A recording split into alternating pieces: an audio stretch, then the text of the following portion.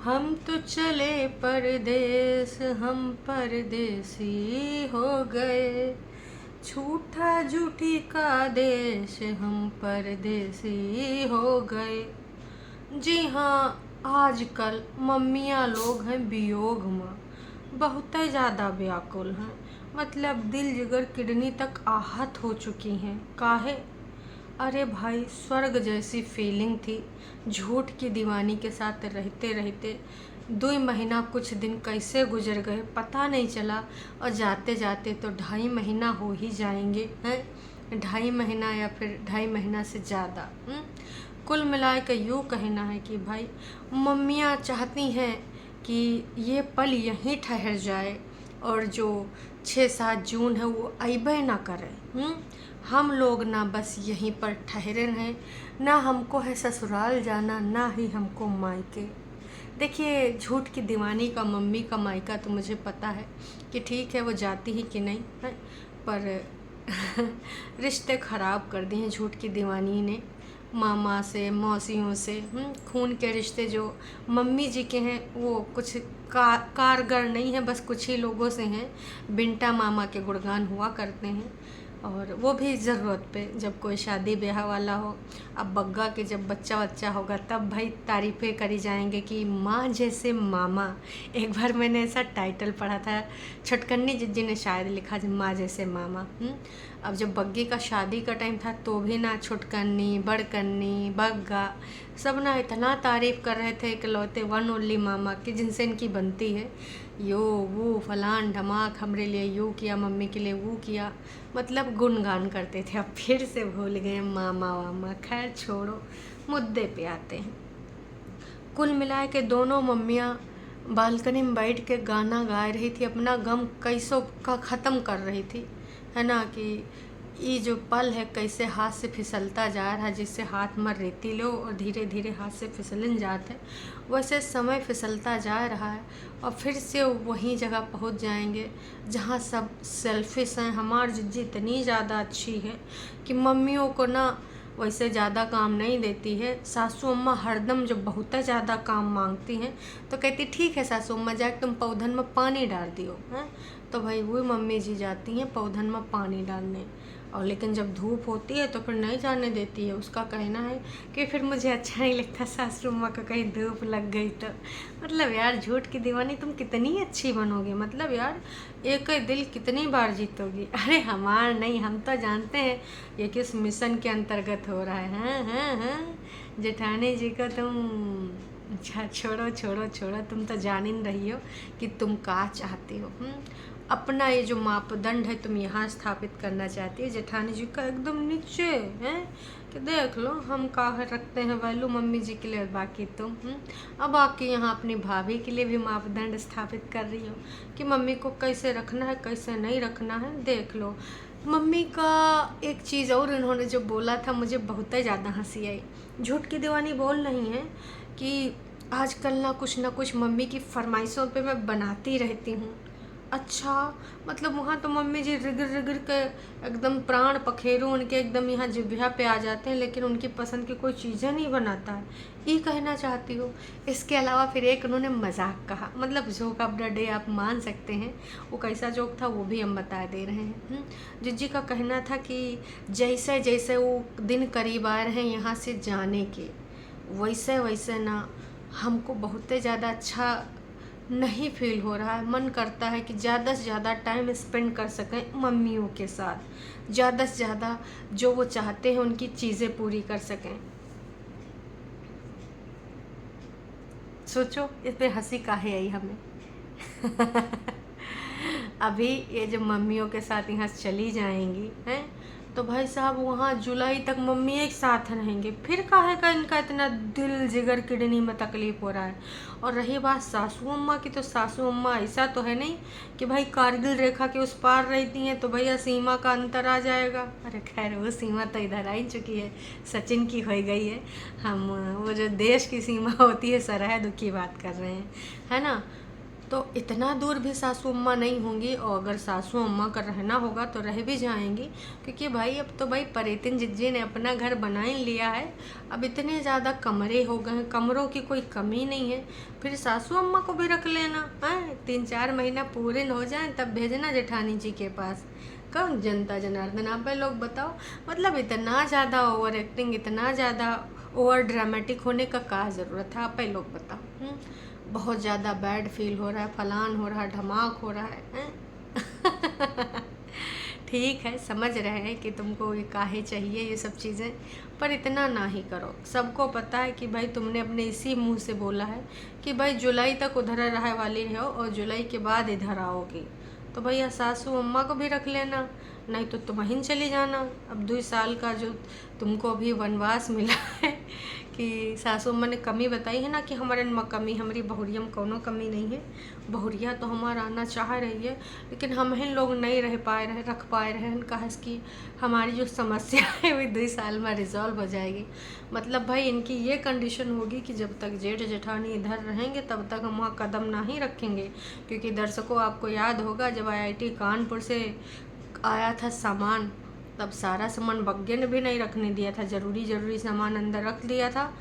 Already Bagga का घर में इतना सामान झिकझिक पड़ा था, चंडीगढ़ वाला है, तो बग्गा अब सोच रहा होगा का पता भाई रख ले के बाद निकाले कि ना। खैर छोड़ो जो भी था, तो बाहर यहाँ पर पड़ा था वॉशिंग मशीन और बाकी का सामान।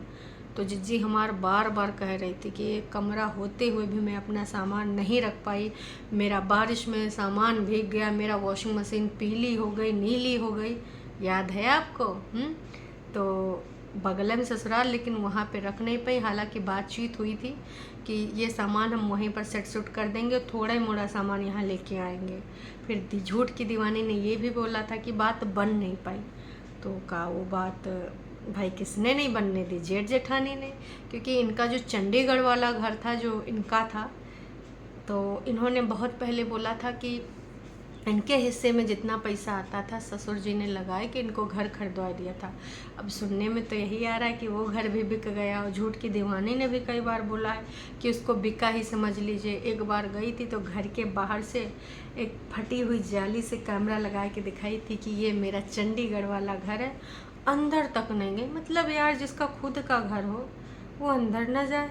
अरे बेच दिया तो भी जा सकता। हाँ एक चीज़ है कि अगर बेच दिया है और सामने वाला बंदा है नहीं, वो कहीं और रहता है, ताला चाबी लगा है, तब ही तुम अंदर से बाहर से कैमरा जूम करके अंदर दिखाओगे हैं फटी हुई जाली से। वही बहुत ही ज़्यादा क्रियाकलाप करती हैं झूठ की दीवानी। तो अब जो समस्या है तो छुटकन्नी जिज्जी घर में तो रिजॉल्व हो ही सकती, वहाँ पर दोनों मम्मियाँ एक साथ रह सकती। और वैसे भी छुटकन्नी जिज्जी की भी फेवरेट सासू अम्मा हैं, झूठ की दीवानी की सासू अम्मा। उनका कहना है हो सास तो आंटी जी की जैसे। आंटी जी से मेरा बहुत ही क्लोज कनेक्शन है, आंटी जी का बिहेवियर मुझे बहुत अच्छा लगता है। कई बार तो भाई आंटी जी के दांतों का मजाक तो उड़ाया है हमारी इंडिपेंडेंट जिज्जी ने। आंटी जी जरा हंस के दिखाइए आंटी जी प्लीज़, है ना, ऐसा सब नौटंकी ड्रामा। तो कुल मिला के जो ये रंगारंग कार्यक्रम है दर्शकों आजकल ना इसमें यही हो रहा है, झूठ की दीवानी अपना शातिर दिमाग लगाए के मम्मियों से काका बुलवा रही हैं, आप लोगों से छुपा तो है नहीं। और इन्होंने टाइटल जो लिखा है ये देखकर बहुत ही रोना आया, आए हाय। आज भाई साहब मम्मियों की जो तैयारी कराई गई है, मतलब अब उसके बारे में आते हैं, मुद्दे की बात करते हैं। अपने सूट पहनाए के तमाम लोग कह रहे हैं कि भाई मम्मियों का जुलूस ना निकालो, तमाम लोग कहते हैं मम्मियों को कार्टून ना बनाओ, लेकिन झूठ की दीवानी अगर रुक जाएं हो नहीं सकता। जानबूझ के भैया एकदम गुलाबी गुलाबी सूट, मम्मी जी को तो ऐसी चुन्नी सितारों जड़ी पहनाई है कि क्या ही बताएं।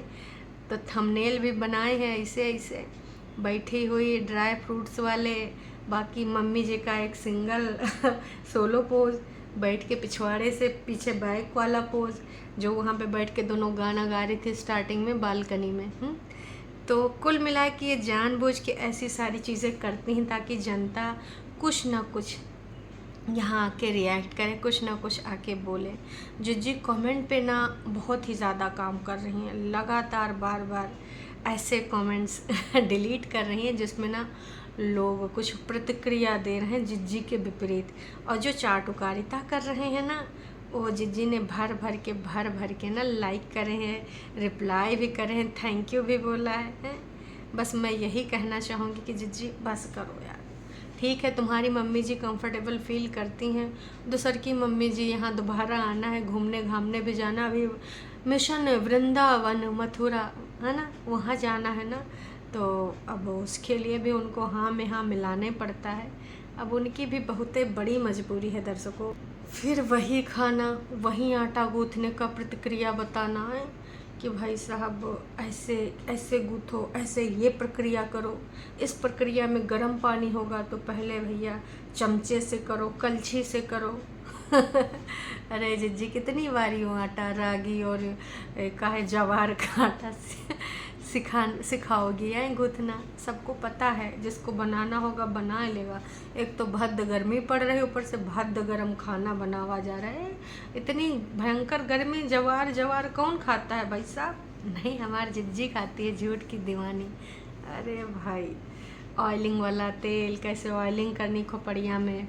साथ साथ में जब से एक लोगों ने कहा था कि वॉक करते करते एक महिला के साथ ऐसा ऐसा कांड हो गया, तब से अगर हमारी जीजी कोई एडवाइस देती, चाहे वो डाइटिंग वाला हो या खाने पीने वाला हो या बालों वाला हो, साथ में ये भी विज्ञप्ति जारी कर देती है कि ऐसा मैंने गूगल पे पढ़ा था, ऐसा मैंने फलानी जगह देखा था, ऐसा मैंने धमाके जगह देखा था। कभी भी डायरेक्ट नहीं बोलती है कि आप ऐसे ऐसे करिए, ये मेरा टेस्टेड फार्मूला है और मैं ये हूँ, ऐसा कुछ नहीं बोलती है। बोलती है अगर आप चाहें तो चेक कर सकते हैं, आप चाहें तो वहाँ पर देख सकते हैं, ऐसा मैंने खुद पढ़ा है, गूगल पे पढ़ा है। बहुत है होशियार। उसके बाद भाई साहब जो सूट खोले जाते हैं और मम्मियों के उस पर विचार जो लिए जाते हैं। भाई जो पिंक वाला भारी पंजाबन वाला सूट था, वो अपनी सास को पहले सामने खड़ा किया और साथ में एक विज्ञप्ति जारी करी कि मम्मी जी ने कुछ ऐसी इमोशनल होकर बात कही कि जो कि मैं यूट्यूब पे डालना सही नहीं समझती हूँ। और हर एक वृद्ध महिला के अंदर एक ऐसा बच्चा होता है जिसको उसकी कुछ ख्वाहिशें दबी होती हैं, लेकिन इस एज में वो बोल नहीं पाती है अपने बच्चों के सामने कि लोग क्या कहेंगे। तो आप उसको पूरा करो। पेरेंट्स की इच्छाएं जो अधूरी रह जाती हैं, बहुत सारे लोग दुनिया के डर से, समाज के डर से, 4 लोगों के डर से नहीं रिएक्ट कर पाते हैं। अब इसका मतलब ये नहीं है कि सिर्फ वीडियो या ब्लॉगिंग के पर्पज़ से, अगर ऐसा होता तो फिर मैं आवाज़ रहने देती। अरे जिज्जी, ये सारा नौटंकी ड्रामा तुम ऑफ कैमरा कराओ, आवाज़ भी, मतलब यहाँ पर तुम आवाज़ का क्लिप भी ना दिखाओ।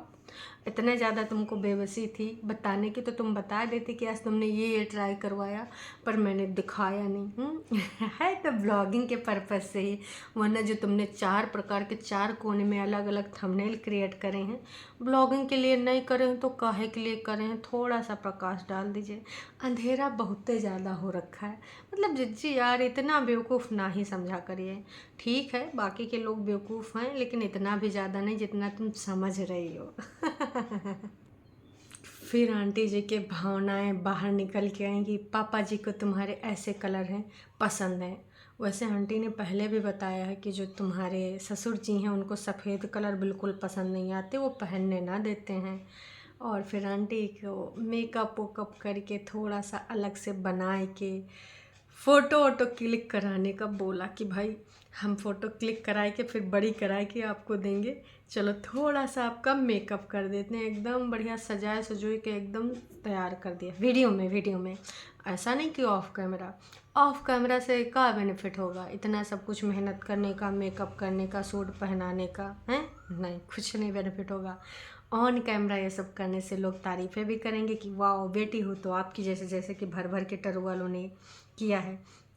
लेकिन कुछ लोग इसी चीज़ पे अटके कि आपके हस्बैंड किधर है। मतलब भाई साहब, दुनिया इधर की उधर हो जाए, लेकिन ये लोग ना कतई नहीं जीजा जी को भूलेंगे। ये बार बार पूछ रहे हैं लगातार।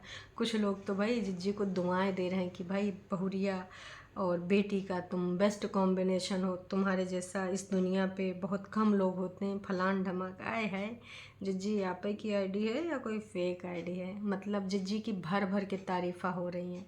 क्यों भाई? दिखावा कुछ लोगों को समझ में नहीं आता है, लेकिन बाकियों को समझ में आ जाता है। भाई हमारे जिज्जी एज ए ब्लॉगर यहाँ पर ये सब कर रही। ऑफ कैमरा मैं कहूँगी अगर करना है करो, स्पेशल फील कराओ। इतना ज़्यादा तुमको अपडेट देना, अपडेट दे दो कि आज मम्मी की तुमने ये ख्वाहिश पूरी करी, अपनी मम्मी की ये, सासू माँ की ये। नहीं, तुम दिखाओगी फिर 10 तरह के थंबनेल भी बनाओगी। बहुत शातिर रहो जिज्जी पर। देखो ना बाकी लोगों के पास भी दिमाग। अब टरू वालों के लिए हम क्या कर सकते हैं, कि देखिए एक्सेप्शनल केस तो हर जगह होते हैं, हर गोले पे होते हैं, तो यहाँ पर भी है। और फिर उसके बाद मम्मी जी भी एंट्री मारती हैं। मम्मी जी कहती हैं तैयार श्यार तो कर दो, जा लिपस्टिक उस्टिक तो लगा लो।